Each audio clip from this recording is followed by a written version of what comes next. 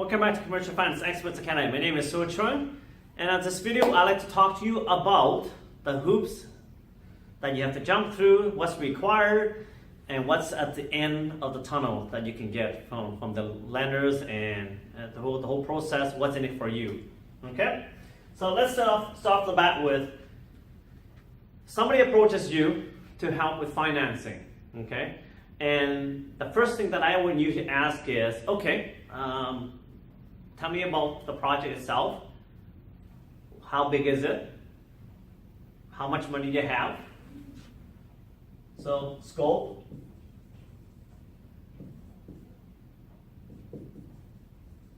Funds available. How much are you putting into this project to be able to finance it? Up to what stage?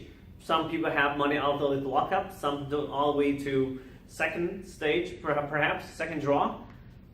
Others just have the bare minimum of the land, right? And it's really funny. Most are not even aware of what's required. Some are I say they don't meet the minimum required, under the minimum requirement. Others exceed that because they have way a lot of access to funds. I'll put it that way. Way more money than they need to have to fund the project. But those are the clients that you would love to get access to and we'd help them out. Hey, if you can show the way they can keep the money and do other projects while you're funding this one, well, amazing, all power to you, and that they prefer that rather than use up all the money. Third one is what the experience helps determine whether they need to do this or not. And this usually either kills the deal because they don't have the experience, or it kills the deal because they have too much experience and they don't want to do this. What is that? Well, this is what you call pre-sale.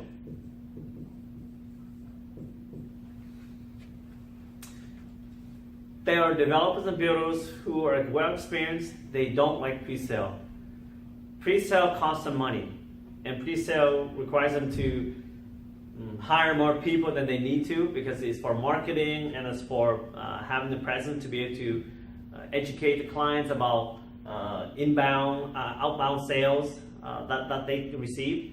And that takes time, and that takes human resources, and that takes space that they don't want to set up. It costs them to set up the space, or rent and lease it out from somebody else to have some kind of pre-sale center for that. And depends on what the lender is. Some lenders do 50% of the units required, up to 65%. Some even higher. It all depends on the experience of the builder and developer, right? If they have lack of it, chances are the pre-sale requirement is going to be a hindrance, and this may kill the deal. So knowing this ahead of time, even if they have great projects, sounds great and all, they've done all the research, and they have some funds available to get to the stage that they need before the lender gets involved. But at the end of the day, if they're unwilling to do this, you might as well just forget about it, right? Don't waste your time. So in a project that one of my colleagues is to handle now, this is what they're encountering. Yes, these guys are experienced. So the more experience these builders have, it seems that they have power. They want the power to decide they want to do that or not. I understand that you don't like the expense. I understand you don't have to hire more people to have set aside space and time and all that to train these guys for a presentation center, right?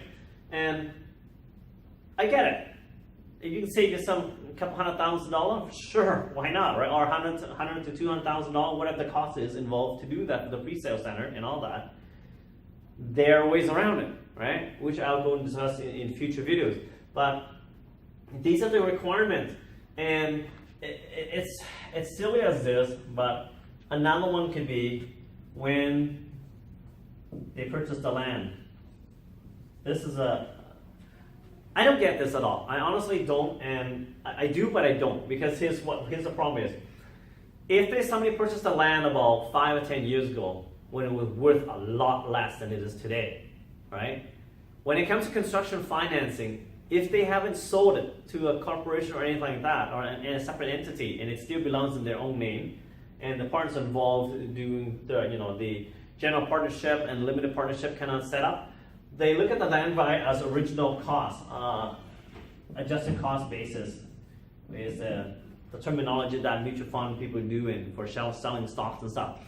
What was the original cost of that land that you purchased? And that's what they would use to determine the total cost of the land to contribute, that you're contributing to this project. So it might be skewed, especially if it's 10 years ago when you bought the land. It's worth a fraction of what it is today. So say for example, the land today is worth $5 million, but you purchased it about 10 years ago, chances are it's probably worth less than $1 million, maybe $2 million.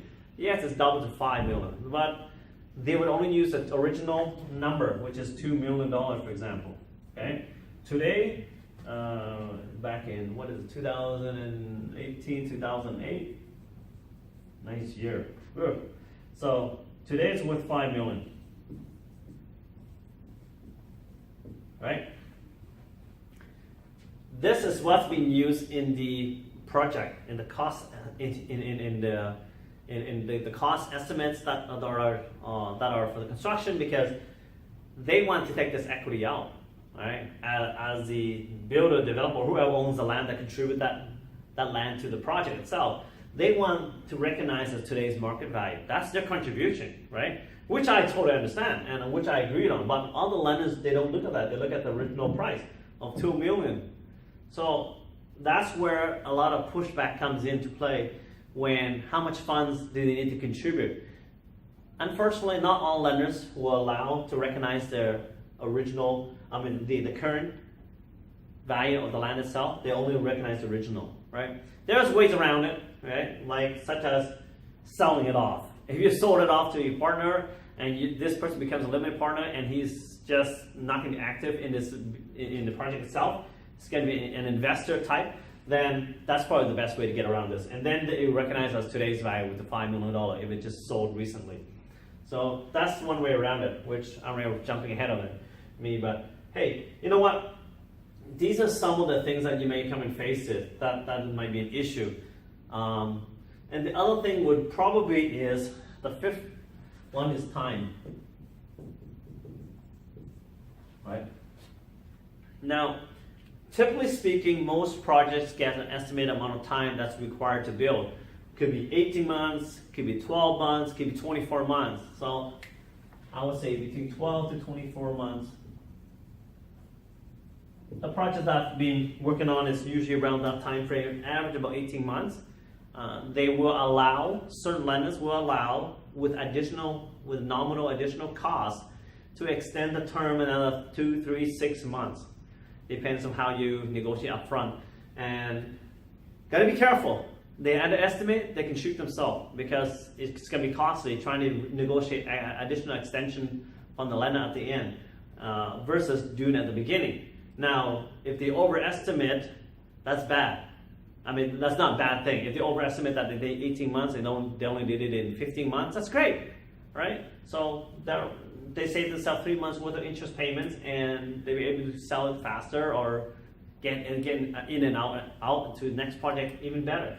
So they can help them with the next project financing them. So the timeline, you gotta be careful, because if they're first time builder, talk to the quantity surveyor and the people who are involved in the business long time, and they'll give you an idea of that's going to be doable or not. Another one is your commercial account manager, right? They'll be able to tell you that I think they underestimate this. They'll tell you right away that this project's not going to take this little time to get complete. They'll probably tell you it'll probably be longer, right? So the discussion letters need to make sure that all the bases are covered.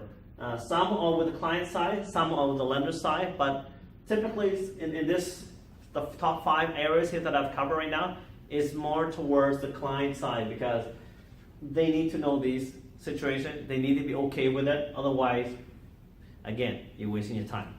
Okay? So hopefully you learned something in this video. I'll see you in the next one. Take care. Have an awesome. Bye-bye.